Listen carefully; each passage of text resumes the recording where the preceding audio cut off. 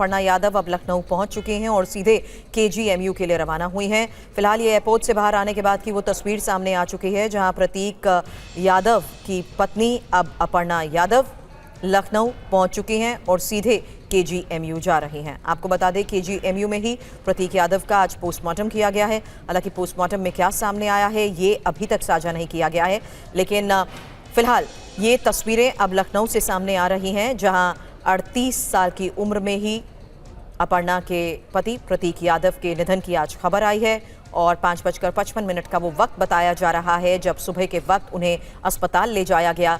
लेकिन जिस वक्त उन्हें अस्पताल लाया गया, डॉक्टर्स उन्हें ब्रॉड डेड घोषित कर चुके थे और सुबह निधन की खबर, जहां आपको बता दें अपने स्टाफ और ड्राइवर की मौजूदगी में ही ये खबर सामने आई, जहां प्रतीक यादव चेत अवस्था में घर में मिले, जिसके बाद उनके ड्राइवर उन्हें जल्द अस्पताल लेकर पहुंचे। हालांकि सुबह सुबह का वो वक्त था और इससे पहले ही 30 अप्रैल को अस्पताल से ट्रीटमेंट के बाद, छुट्टी के बाद ही वो घर आए थे। हालांकि खबर ये भी आई कि कल रात उनकी तबीयत बिगड़ी थी, जिसके बाद उन्हें अस्पताल ले जाया गया था, लेकिन वो वापस घर आ गए थे और सुबह तबीयत बिगड़ी और उनके निधन की खबर आई। हालांकि अपर्णा, जाहिर सी बात है, उस वक्त लखनऊ में मौजूद नहीं थी, वो दिल्ली में थी और अब वो लखनऊ पहुंच चुकी हैं और ये सीधी तस्वीरें भी अब एयरपोर्ट से सामने आ चुकी हैं। खबर है कि अब वो सीधे केजीएमयू ही जाएंगे।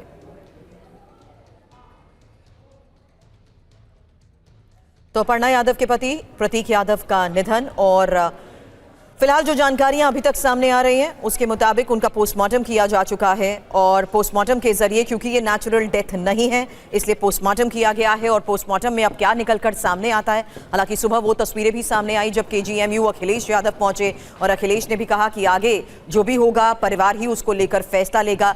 फिलहाल अब ये तस्वीरें सामने आ चुकी हैं एयरपोर्ट से बाहर अपर्णा यादव, जो कि अब सीधे एयरपोर्ट से केजीएमयू रवाना हो रही हैं। अभिजीत हमारे सहयोगी इस वक्त हमें ज्वाइन कर चुके हैं। अभिजीत, सीधे केजीएमयू के लिए रवाना हो रही हैं अपर्णा और जाहिर सी बात है, जो बात अखिलेश ने भी कही थी, पोस्टमार्टम तो हो चुका है लेकिन आगे फैसला परिवार को ही लेना है। फिलहाल क्या पोस्टमार्टम के बाद कुछ जानकारियां इसको लेकर सामने आई? और अपर्णा यादव, हालांकि उनकी मां इस वक्त उनके घर पहले ही सुबह पहुंच चुकी थी, ये जानकारी आप पहले दे चुके थे अभिजीत, और केजीएमयू में भी अपर्णा के परिवार के लोग मौजूद रहे।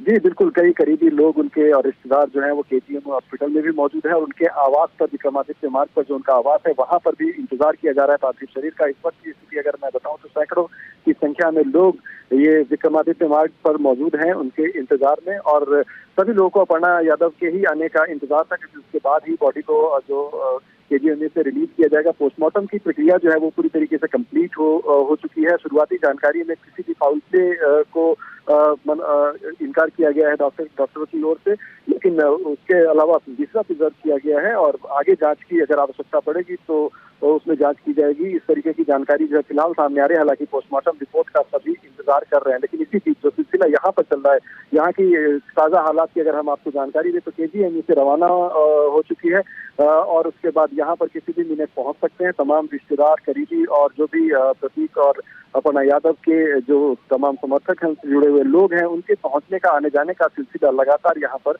जारी है। तो ये स्थिति फिलहाल यहाँ पर दिखाई दे रही है। जी विजीत, नजर बनाए रखें, आगे भी इस बारे में आपसे जानकारी लेते रहेंगे। फिलहाल देखिए, अपर्णा की ये तस्वीरें भी सामने आ चुकी हैं। जाहिर सी बात है, दुख की घड़ी है। हालांकि परिवार के सदस्य, उनकी मां सुबह से ही केजीएमयू में और प्रतीक जिस घर में थे वहां पहुंच चुकी थी। 2 तस्वीरें भी अब आपको दिखा रहे हैं, क्योंकि अब पोस्टमार्टम हो चुका है। यही जानकारी हमारे सहयोगी अभिजीत भी दे रहे हैं कि पोस्टमार्टम की प्रक्रिया पूरी हो चुकी है, लेकिन अब सीधे अपर्णा यादव एयरपोर्ट से केजीएमयू के लिए ही रवाना हो रही है। ईरान की अमेरिका को एटमी धमकी, जहां हमला हुआ तो डर्टी बॉम्ब से जवाब देंगे, समर्थित यूरेनियम से बॉम्ब बनाएंगे और ईरान के पास 60% समर्थित यूरेनियम है। ईरानी मीडिया के हवाले से ये एक बड़ी खबर, जहां ईरान की इसी परमाणु क्षमता को लेकर बड़े दावे किए जा चुके हैं। दावे ये कि किस तरीके से अब ईरान न्यूक्लियर पावर होने के बेहद करीब है और उसकी क्षमता इस हद तक है कि वो जल्द से जल्द 11 न्यूक्लियर बॉम्ब्स, न्यूक्लियर वेपन्स बना सकता है। फिलहाल ये लेटेस्ट रिपोर्ट क्या है और क्या दावा किया जा रहा है, क्योंकि ईरान का ये डर्टी बॉम्ब है क्या? तेहरान की चेतावनी, अभी सबसे विध्वंसक हथियार बाकी, हमला हुआ तो अंजाम भुगतेगा यूएस। हमले के लिए एनरिच्ड यूरेनियम का इस्तेमाल।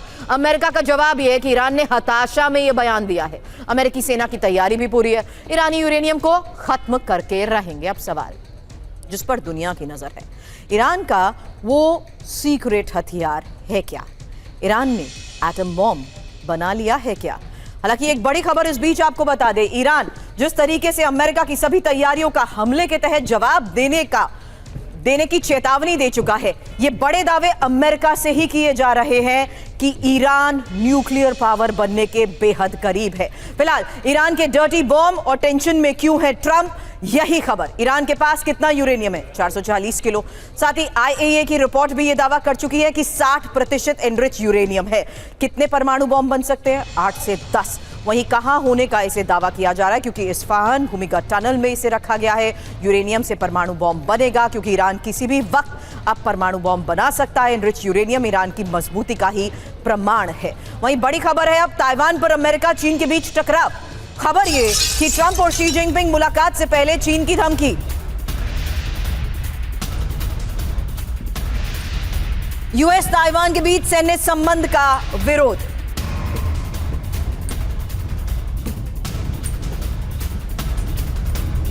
चीन में ताइवान मामले के प्रवक्ता जियांग हान ने कहा, ताइवान चीन का आंतरिक मामला। अब ताइवान पर अमेरिका वर्सेस चीन। खबर क्या है? बीजिंग की क्या धमकी है? ताइवान चीन का अभिन्न अंग है, हस्तक्षेप मंजूर नहीं है। ताइवान पर चीन की नीति स्पष्ट और अटल है, कोई सैन्य संबंध या हथियार बिक्री स्वीकार नहीं। चीन ताइवान की स्वतंत्रता का विरोध करता है। चीन शांति का समर्थक और जरूरत पड़ी तो जंग के लिए भी तैयार। अब एक बड़ी बात जानिए, जहां 2025 में यूएस ताइवान के बीच ही $11 बिलियन के हथियार डील को लेकर खबर आई थी और ट्रंप की चीन यात्रा के वक्त अब $14 बिलियन के पैकेज की मंजूरी भी संभव है। खबर ईरान युद्ध पर अमेरिका से हुए पर्दाफाश को लेकर भी है। ईरान अभी भी बड़ी मिसाइल ताकत। अमेरिकी खुफिया एजेंसी ये दावा कर रहा है कि हॉर्मूज के पास बड़ी संख्या में मिसाइल साइट्स हैं और ईरान के पास बड़ा जखीरा, मिसाइल का जखीरा भी मौजूद है। यानी अब ईरान की इसी मिसाइल सिटी और ईरान की मिसाइल पावर को लेकर दावे किए जा रहे हैं। लेकिन ये लोकेशन इंपॉर्टेंट है कि अब हॉर्मूज के पास ही कई मिसाइल साइट्स हैं। फिलहाल अमेरिका से पर्दाफाश, तेहरान का प्लान विनाश। दावा क्या है? ईरान के पास अभी भी मिसाइलों का जखीरा है। दावा है कि स्ट्रेट ऑफ हार्मूज के पास ईरान की 33 मिसाइल साइट है। ईरान की 30 साइट अभी भी ऑपरेशनल है। ईरान की हॉर्मूज में बड़ी जंग की पूरी तैयारी है। वहीं यूएस खुफिया एजेंसीज की इस रिपोर्ट में न्यूयॉर्क टाइम्स में ही बड़े दावे किए गए हैं। ट्रंप ने ईरान की मिसाइल साइट नष्ट होने का तो दावा किया था, लेकिन ये रिपोर्ट दावे कर रही है कि अभी भी ईरान की मिसाइल साइट्स ऑपरेशनल है। अब चीन रवाना होने से पहले डोनाल्ड ट्रंप का बड़ा बयान, ईरान पर हमें किसी की जरूरत नहीं है। ईरान की नेवी एयरफोर्स खत्म हो चुकी है और हम जंग जीतेंगे। ईरान तबाह हुआ।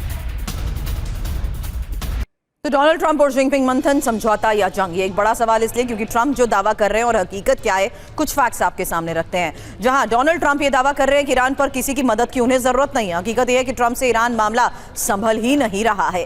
एक और बड़ा फैक्ट, जहां डोनाल्ड ट्रंप इस दावे की बात करते हैं कि वो शी जिनपिंग के किसी तरह के हस्तक्षेप को स्वीकार नहीं करेंगे, जबकि ट्रंप की शर्त मानने के लिए ईरान तैयार नहीं है। ऐसे में इस दौरे के दौरान स्ट्रेट ऑफ हार्मूज को लेकर और इस युद्ध को लेकर क्या शी जिनपिंग से होगी बात, ये एक बड़ा सवाल। हालांकि हॉर्मूज की वजह से दुनिया पर आर्थिक संकट आ चुका है, यही एक सबसे बड़ी हकीकत है। दुनिया एक बार फिर युद्ध का खतरा झेल रही है और जंग से बाहर आना चाहते हैं डोनाल्ड ट्रंप।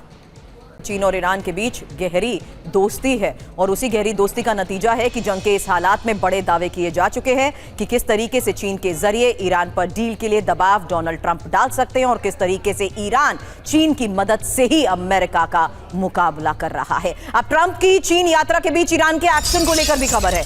ईरान ने हॉर्मूज में तैनात किए हैं नरवाल ड्रोन।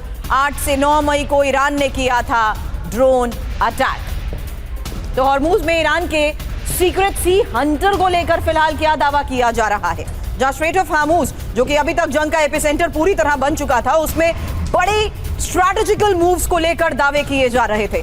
अब उसी से जुड़ी एक सबसे बड़ी खबर यह है, वो है हॉर्मूज में ईरान का सीक्रेट सी हंटर। खबर क्या है? हॉर्मूज में ईरान ने हथियारों की तैनाती बढ़ाई और अंडर वाटर अनमैन्ड व्हीकल्स भी तैनात किए। हॉर्मूज में तैनात अंडर वाटर ड्रोन नरवाल, खासियत इसकी जानिए। साइलेंट ऑपरेशन में ये बहुत माहिर है, चुपचाप हमले करता है और शोर नहीं करता। सोनार सिस्टम को भी ये चकमा देता है। एआई पावर टेक्निक, जहां कार्गो पर नहीं सिर्फ वॉरशिप पर वार। और रूस चीन का स्टेल्थ और नेविगेशन सिस्टम। इसकी रेंज है समंदर में 300 मीटर की गहराई तक और समंदर में घंटों तक घात लगाने में ये सक्षम है। स्टॉर्म अटैक, एक साथ 50 से ज्यादा ड्रोन तैनात करने का प्लान, एक साथ हमला तो वॉरशिप की तबाही भी तय। अब नरवाल ड्रोन से आखिर डोनाल्ड ट्रंप की टेंशन कैसे बढ़ती जा रही है, क्योंकि स्ट्रेट ऑफ हॉर्मुज के पास ही ऑपरेशंस को लेकर अमेरिका की तैयारी के संकेत मिल चुके हैं, लेकिन ईरान की भी तैयारी पूरी है और इसी तैयारी से डोनाल्ड ट्रंप की टेंशन कैसे बढ़ गई है, वजह जानिए। 9 मई को यूएस जहाजों पर ईरानी हमला हुआ। यूएस डिस्ट्रॉयर पर नरवाल ड्रोन से ही अटैक हो चुका है। शिप के प्रोपेलर तक पहुंचा नरवाल ड्रोन और ड्रोन ने सोनार सिस्टम को चकमा भी दिया, क्योंकि दावा यह किया जा रहा है कि इस हमले में यूएस डिस्ट्रॉयर को बड़ा नुकसान पहुंचा है और ईरानी ड्रोन के टेरर की वजह से ही अब यूएस और अलर्ट हो गया है। यूएस ने क्या किया, यूएस के ड्रोन हंटर सिस्टम तैनात किए हुए हैं और यूएस ने अंडर वाटर सर्विलांस भी बढ़ा दिया है। रिमोट कंट्रोल सबमरीन्स की तैनाती को लेकर भी यूएस की तरफ से दावे किए गए। अब खबर जिनपिंग से मुलाकात से पहले ट्रंप का वो बयान, जहां अमेरिका और चीन दो महाशक्तियां, ये डोनाल्ड ट्रंप ने कहा चीन मजबूत लेकिन हमारी सैन्य शक्ति ज्यादा। तो डोनाल्ड ट्रंप इस मुलाकात से पहले मीडिया में कई बयान दे चुके हैं और ये एक और बयान है शी जिनपिंग से मुलाकात से पहले, जहां जिनपिंग से मुलाकात से पहले डोनाल्ड ट्रंप का कहना है कि अमेरिका और चीन दो महाशक्तियां तो हैं, चीन मजबूत है लेकिन हमारी सैन्य शक्ति ज्यादा है।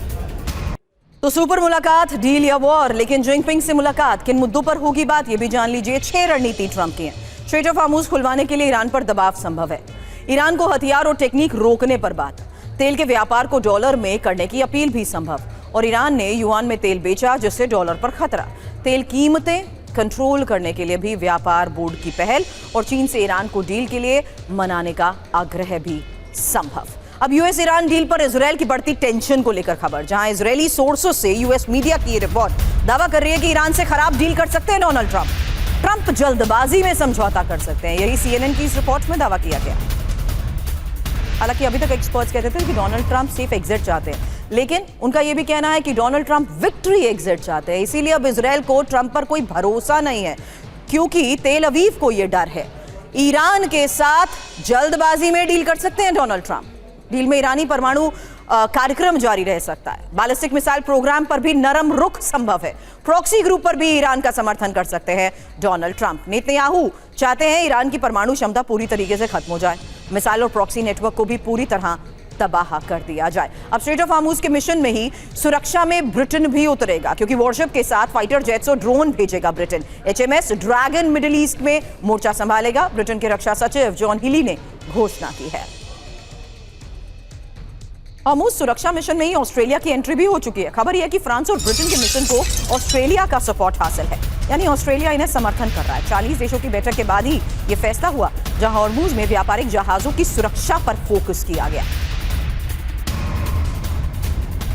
तो खबर यह है कि स्ट्रेट ऑफ हॉर्मुज की सुरक्षा करेंगे ब्रिटेन, ऑस्ट्रेलिया, क्योंकि अब खबर यह है कि स्ट्रेट ऑफ हॉर्मुज में सुरक्षा मिशन में ब्रिटेन और ऑस्ट्रेलिया शामिल हो चुके हैं और फ्रांस और ब्रिटेन के मिशन को ऑस्ट्रेलिया सपोर्ट कर रहा है। मिडिल ईस्ट में सर्विलांस विमान ऑस्ट्रेलिया भेजेगा। 40 देशों की बैठक के बाद यह फैसला हुआ है। साथ ही ब्रिटेन ऑस्ट्रेलिया मिडिल ईस्ट में ब्रिटेन की जंगी तैयारी के बारे में जानिए की जा चुकी है, जबकि ऑस्ट्रेलिया हॉर्मुज खोलने के लिए ऑस्ट्रेलिया का ही ये एक्शन सामने आ रहा है। ब्रिटिश वॉरशिप फाइटर जेट और ड्रोन भेजेगा, जबकि मिडिल ईस्ट अब एवॉक्स विमान भी भेजे जाएंगे। हॉर्मुज खोलने के मिशन में तैनात किया जाएगा इन्हें, और हॉर्मुज की सुरक्षा के मिशन में जो ये शामिल किए जा रहे हैं उससे साफ है स्ट्रेट ऑफ हॉर्मुज की सुरक्षा के लिए ही ये तैनाती की जा रही है। ये इंपॉर्टेंट मिशन है जिसमें 40 देशों की बैठक के बाद ब्रिटेन और ऑस्ट्रेलिया के साथ साथ फ्रांस इसमें शामिल है। हालांकि ट्रंप की चीन यात्रा को लेकर आज खबर बहुत बड़ी है और ट्रंप की चीन दौरे पर ईरान से एक बड़ी खबर आ रही है। ईरान ने चीन के 4 सूत्रीय प्लान का समर्थन किया है। जिनपिंग ने 4 सूत्रीय प्रस्ताव बनाया था और यूएई के साथ बैठक के वक्त प्रस्ताव रखा था। फारस की खाड़ी में सुरक्षा और विकास का यह प्रस्ताव है क्या, डिटेल इंफॉर्मेशन।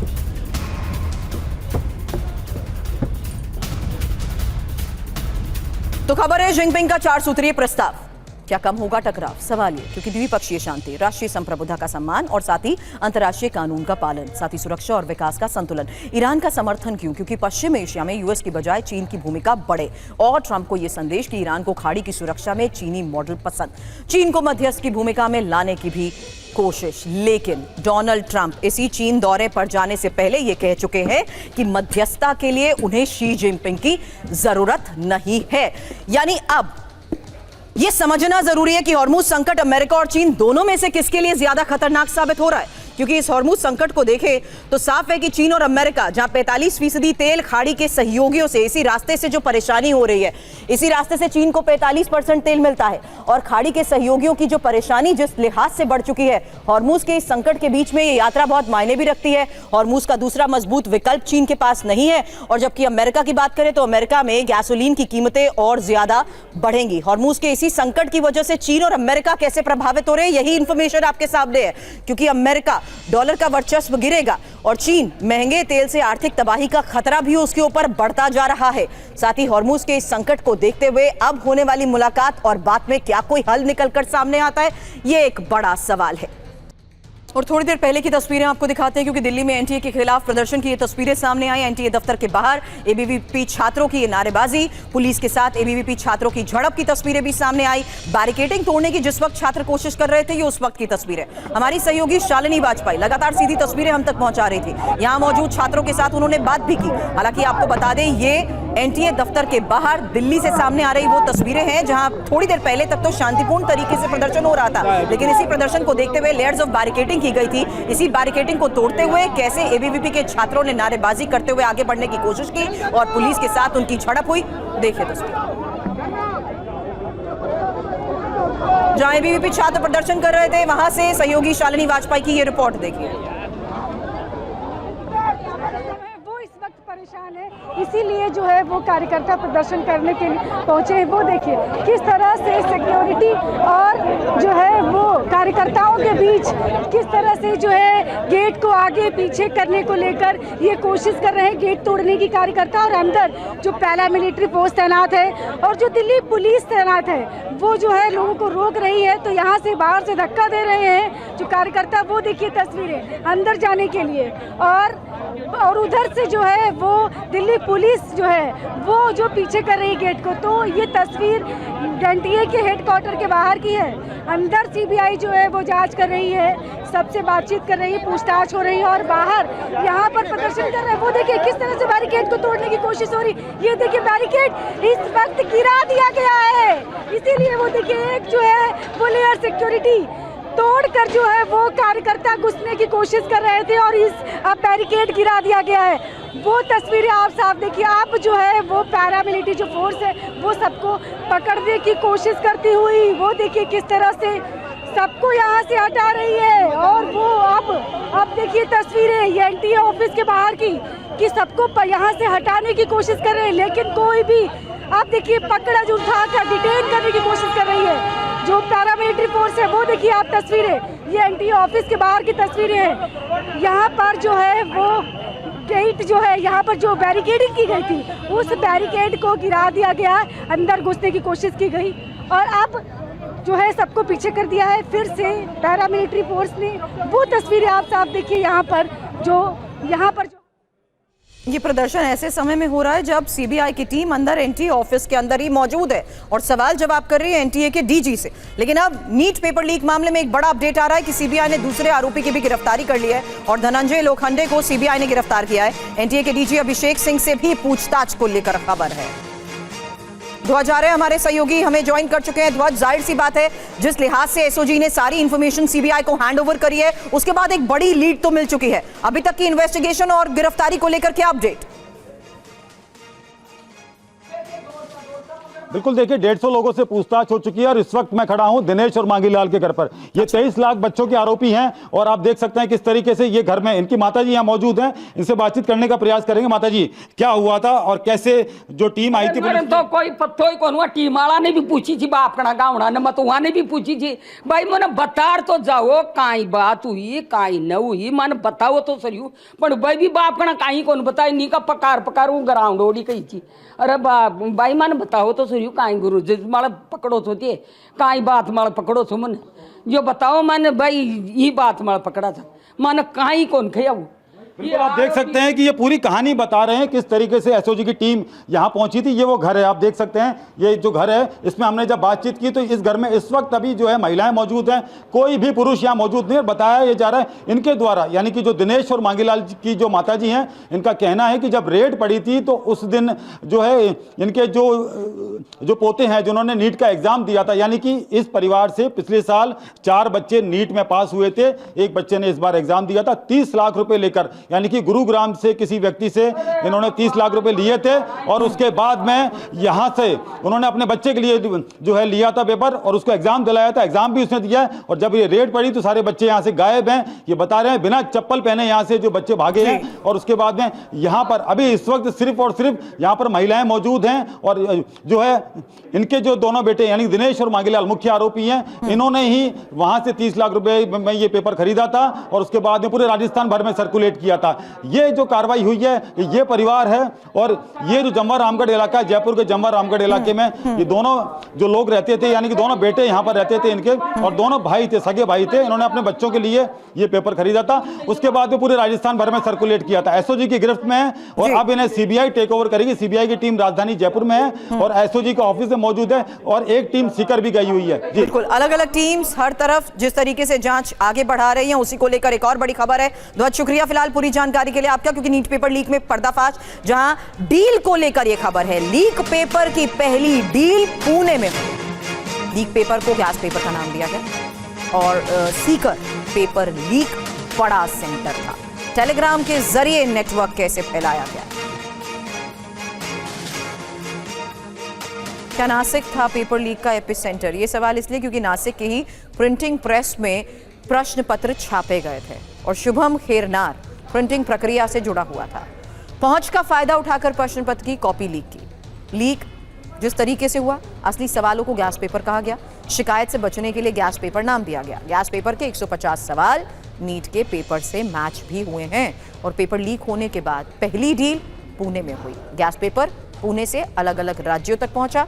सबसे पहले राजस्थान के सीकर प्रश्न पत्र पहुंचा और परीक्षा से पहले कई छात्रों को यही पेपर दिए गए। परीक्षा से 3 हफ्ते पहले ही सर्कुलेशन हो चुका था।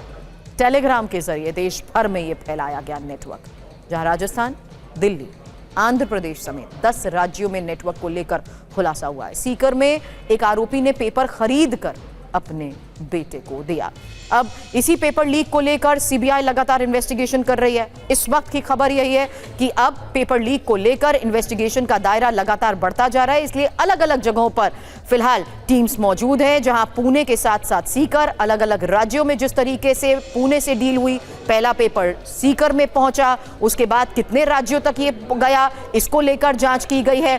फिलहाल एनटीए के डीजी के साथ सीबीआई की टीम सवाल जवाब कर रही है, क्योंकि पेपर लीक के लिए 2 पीडीएफ बनाई गई थी। ये एक और बड़ी खबर है। सूत्रों के मुताबिक 2 पीडीएफ बनाई गई थी और एक पीडीएफ केमिस्ट्री की थी, जबकि दूसरी बायोलॉजी की थी। एक पीडीएफ को हाथ से लिखा गया, दूसरी को स्कैन किया गया। तो फिलहाल क्वेश्चन पेपर को लेकर एक और खबर यह है कि 25 से 30 लाख में बेचे गए क्वेश्चन पेपर। कुल 2 पीडीएफ बनाई गई थी। पहली पीडीएफ केमिस्ट्री की, दूसरी बायोलॉजी की। एक पीडीएफ हाथ से लिखी गई, दूसरी स्कैन। 48 घंटे पहले पीडीएफ बांटी गई। बड़ा दावा यह किया जा रहा है कि 25 से 30 लाख में गैस पेपर बेचे गए और यही फिलहाल सोर्सेस के हवाले से खबरें सामने आ रही है। अब ऑनलाइन क्लास में यूट्यूब पर बताए गए सवाल, ये एक और बड़ी खबर है। ऑनलाइन क्लास के लिए भी 50-50 हजार रुपए लिए गए। छात्रों को कहा गया महत्वपूर्ण सवाल बता रहे हैं, यानी ना सिर्फ पीडीएफ सर्कुलेट हुई हैं, बल्कि ऑनलाइन क्लासेस में भी पैसे लेकर सवाल शेयर किए गए हैं और ऑनलाइन क्लासेस के लिए लिए गए 50-50 हजार रुपए। छात्रों से कहा गया महत्वपूर्ण सवाल बता रहे हैं। हालांकि एक बड़ी खबर, जिस तरीके से अब अभ्यर्थियों का गुस्सा सामने आया है। अभ्यर्थी ये मांग कर रहे हैं कि दूसरे प्रश्न पत्र के सेट को भी अब जल्द सार्वजनिक करना चाहिए, क्योंकि क्या दूसरे सेट में बाकी 150 प्रश्न हैं। अभ्यर्थियों की क्या मांग है? दूसरे सेट के प्रश्नों को भी अब सार्वजनिक किया जाए। अभ्यर्थियों की यह भी मांग है कि सैंपल पेपर में कुल 300 प्रश्न पत्र थे, पहले सेट में 150 प्रश्न का मिलान हुआ है। इसीलिए आशंका है कि क्या बाकी 150 प्रश्न दूसरे सेट में है। दूसरे सेट में सवाल नहीं मिले तो ये इत्तेफाक ही होगा। अब सीधे लखनऊ का रुख करते हैं और तस्वीरें भी आपको दिखाते हैं, क्योंकि लखनऊ में अपने घर पर अब अपर्णा यादव पहुंच चुकी हैं। थोड़ी देर पहले एयरपोर्ट से निकलने के बाद की तस्वीर भी हमने आपको दिखाई। मुंबई से लखनऊ अपने घर पर अपर्णा पहुंची हैं और प्रतीक का पार्थिव शरीर भी अब उनके घर पहुंचा है। प्रतीक यादव का कल अंतिम संस्कार होगा। मुलायम सिंह के छोटे बेटे प्रतीक यादव के निधन की आज खबर आई। थोड़ी देर में आपको बता दें, सीएम भी प्रतीक यादव के घर पहुंच रहे हैं। पार्थिव शरीर उनके घर पर पहुंच चुका है। सुबह से केजीएमयू में पोस्टमार्टम को लेकर लगातार खबरें सामने आ रही थी। खबर यह भी है कि अब डिंपल यादव भी प्रतीक के घर पहुंची हैं। शिवपाल यादव भी प्रतीक के घर पर पहुंच चुके हैं। प्रतीक के परिवार के कई सदस्य इस वक्त वहां पहुंचे हैं। समाजवादी पार्टी के कई नेता भी यहाँ मौजूद हैं। प्रतीक के घर के बाहर समर्थकों की भी भारी भीड़ है। ये तस्वीरें भी आपके सामने हैं, जहाँ देखिए एम्बुलेंस में उनके पार्थिव शरीर को लाया गया है और पोस्टमार्टम के बाद अब उनका परिवार भी उनके घर पहुंच चुका है। इंतजार किया जा रहा था अभी तक परिवार के सभी सदस्यों के पहुंचने का। अपर्णा यादव भी अब लखनऊ पहुंच चुकी हैं। प्रतीक की पत्नी अपर्णा अब पहुंच चुकी हैं और खबर है कि उनका अंतिम संस्कार अब कल किया जाएगा।